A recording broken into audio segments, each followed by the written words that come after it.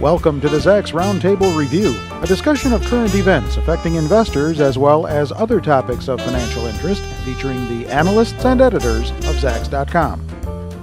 While instability in Cyprus may not be good for the Eurozone debt crisis, but what does it mean to our stock market rally and other markets around the world? We're going to try and get a read on that now from equity strategists Todd Bunton and Brian Boland and ETF strategist Eric Dutram. So basically what Cyprus did was call for a depositor's tax. News came out early this morning, Monday the 18th. As we sit here and talk, market is a little bit down on the news, but does it really have any effect? Could this be the catalyst that derails our market rally, Brian? I don't think this is big enough to really cause a complete derailment of the bull run that we're in. The market is really strong domestically.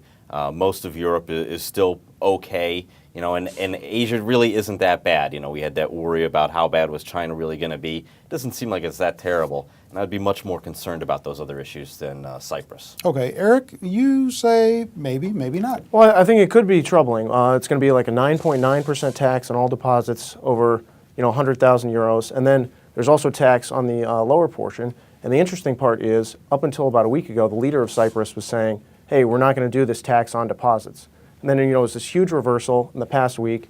Everyone thought they had all this safety in their banking, in their deposits, and now it's gone. So I think a lot of people in, countries like Greece, Italy, Spain, they're going to be thinking to themselves, hey, I thought we had a good deal.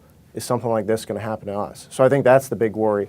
We've also been seeing a lot of the big European banks like Barclays. I think they're down about 3.5% in early trading this morning. As we talk, yeah. Yeah, and we've seen the euro kind of fall against the dollar, so it could have some wider implications like that. But I think as of now, it's too early to tell what the long-term implications will be. Yeah, because they haven't even voted on it Right, yet. I think they're voting tomorrow. But despite that, they haven't voted on it. Todd, you say it's just an excuse to take profits. Yeah, I think so. The S&P was butted up right against its all-time highs as of Friday. The Dow is at all-time highs. Market's just looking for a reason to basically take a little profits.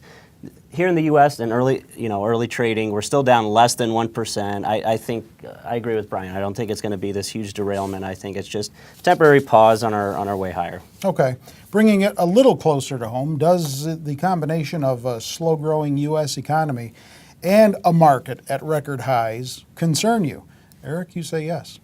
Well, I'm a little concerned, but we have seen some good data, and while I think the Cyprus thing is an issue, I'm not sure if it's going to impact the American market as much. Part of my concern is the strong dollar.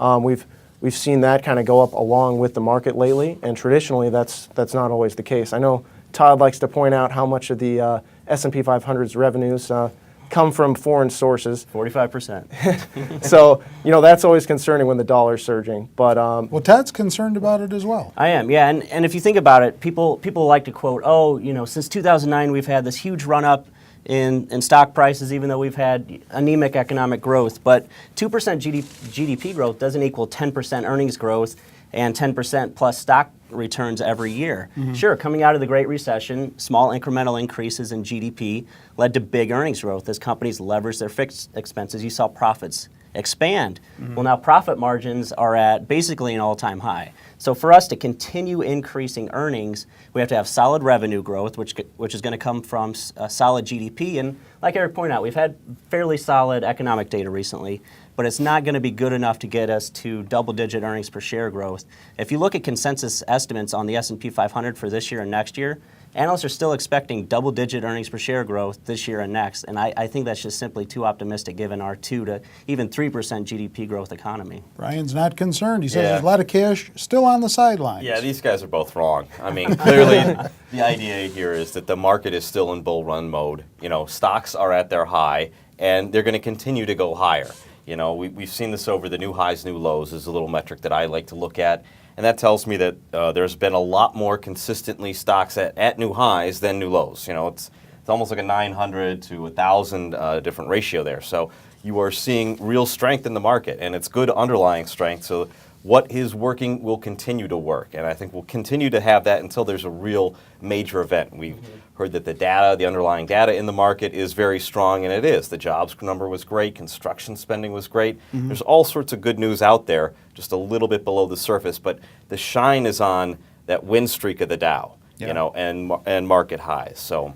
Well, I agree. The momentum is there, right? The momentum's in the market, but there could be a catalyst next month, and we get first quarter earnings season. And like I said, earnings estimates seem to be way too high for the S&P for 2013 and 14. If we get a bad earnings season and we see estimates reduce significantly, that could be the catalyst that takes the bull market away. But until Absolutely. then, the trend is your friend. I'll take the month until then. Well, you, Todd, are beginning to get a little concerned that stocks may be beginning to get overvalued. Yeah, a little bit. And people like to quote, on a forward PE basis, on a 12-month forward PE basis, stocks are at, 14, 15 times. That's historically, not overvalued. It's pretty much within the average. But I like to use the cyclically adjusted PE ratio, or CAPE, which takes a 10-year trailing earnings on the S&P. It's adjusted for inflation.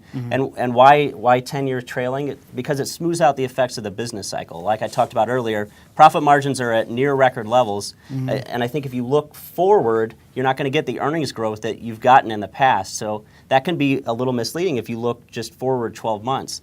If you smooth out the earnings over the last 10 years, the CAPE is at about 23 and a half times 23 and a half times earnings. Historically, it's about 16 times. So it is a significant premium to its historical median. You guys don't agree? No, it's not a cape. A cape's something that Batman and Superman wear. And but, don't tug on it either. Right, exactly. But no, my thesis stays the same. I mean, the market is good. It's going to continue to be good. Stocks that have been working, and things that are at highs are going to continue to reach new highs. So I think that's going to, go on, and the valuations may get a little stretched, but we have that first quarter, and the first quarter is traditionally pretty good. All right, so Fed also in focus this week as they meet for a couple of days. Anybody really think any new policy statement going to come out of that meeting this time around? I'm not looking for No. anything now.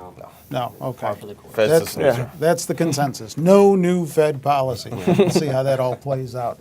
So that's the latest read from our analysts here. And if you want the latest read on the stocks they feel are top picks for the week, just click over to the next segment.